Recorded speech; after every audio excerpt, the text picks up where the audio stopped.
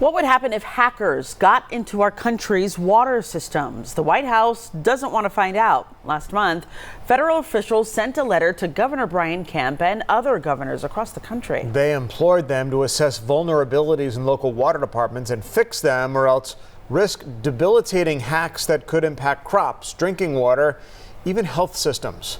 Fox Eye's Alex Whitler looked over that letter and spoke to cybersecurity analysts about what needs to be done.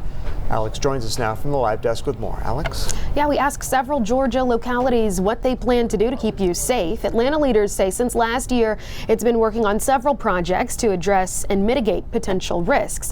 Cobb County says its current water system exceeds the industry guidelines, but with a warning from the White House about planned threats from China and Iran, it's clear the federal government wants us all to think of the unthinkable and prepare for it.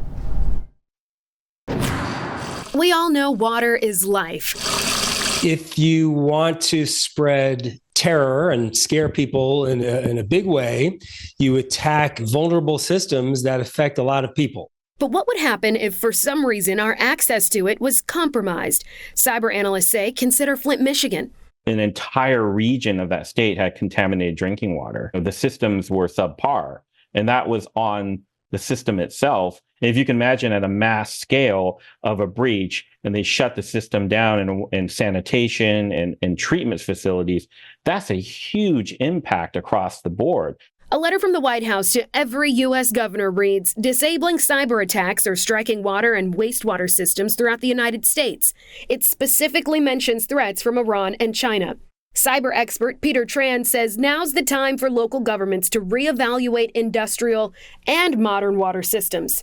Electricity, water, they're over 50 years old, and they're called industrial control systems. So they were built before the internet and before information systems were interconnected, but it's still a patchwork of systems built upon other systems.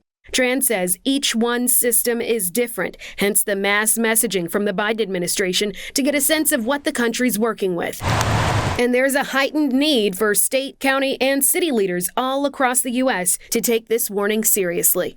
What is the legal obligation? Are they required to do more to heighten security, to make sure that they're protecting their citizens? Arguably, yes. But, this is less about litigation and class action lawsuits down the road and more about what are you going to do to fulfill your obligation here to try to protect the citizens who rely upon you to do these things.